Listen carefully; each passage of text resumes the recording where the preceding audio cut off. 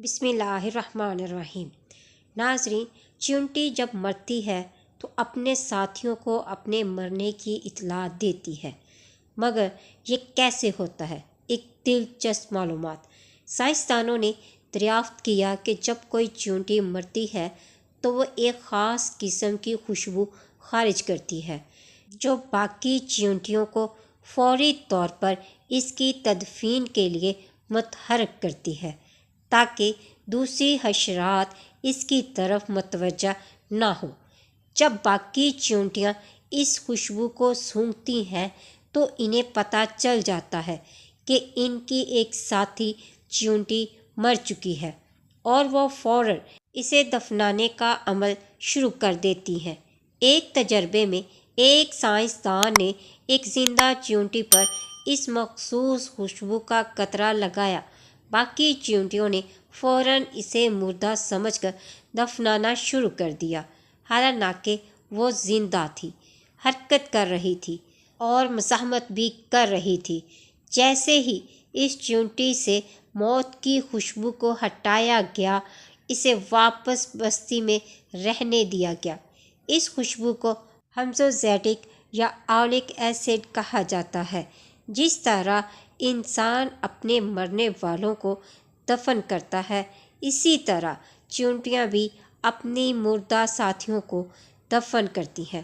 ناظرین، چیونٹیوں کے بھی اجتماعی قبرستان ہوتے ہیں اور ان کے قبرستان صاف ستھرے اور بستی سے دور ہوتے ہیں۔ ناظرین، چیونٹیوں کا تدفین کا جلوس بھی بہت منظم اور شاندار ہوتا ہے اور وہ اپنے ساتھی کو اس کے آخری آرام گاہ تک لے جاتی ہیں، بالکل انسانوں کی ہی طرح۔ ایک دن میں کئی چیونٹیاں مر سکتی ہیں، جن کی تعداد درجنوں اور کبھی کبھار سینکڑوں میں ہوتی ہے۔ ناظرین، چونکہ دفنانے والی چیونٹیاں مردہ چیونٹیوں کے ساتھ مسلسل رابطے میں ہوتی ہیں، ان پر بھی موت کی خوشبو لگ جاتی ہے، اس لیے جب وہ قبرستان سے واپس آتی ہیں تو اپنے جسم کو صاف کرتی ہیں تاکہ ان پر موت کی خوشبو باقی نہ رہے، ورنہ انہیں بھی زندہ ہونے کے باوجود دفن کر دیا جائے گا۔ یہ ہمیں ہمیشہ اللہ تعالیٰ کے اس فرمان کی یاد دلاتا ہے کہ تمام جاندار مخلوقات بھی ہماری طرح اپنی اقوام اور معاشرت رکھتی ہیں۔ اللہ تعالیٰ قرآن پاک میں فرماتا ہے، اور زمین میں چلنے والے جاندار اور پروں سے اڑنے والے پرندے سب تمہاری طرح کی امتیں ہیں۔ ہم نے کتاب میں کوئی چیز نہیں چھوڑی، پھر سب اپنے رب کی طرف جمع کیے جائیں گے۔ سورہ الانعام آیت نمبر 38۔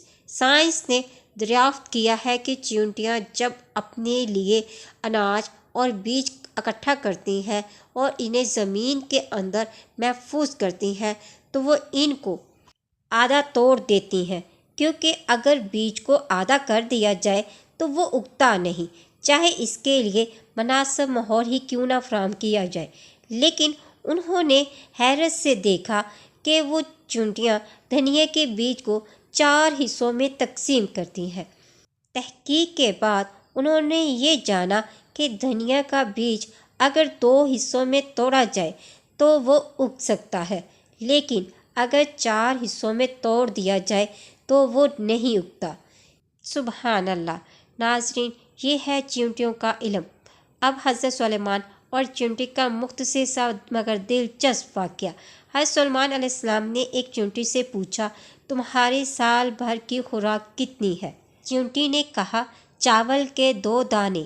حضرت سلیمان علیہ السلام نے چاول کے 2 دانے ڈال کر سوراخ بند کر دیا۔ 1 سال بعد سوراخ کھول کر دیکھا تو چاول کا 1 دانہ باقی تھا۔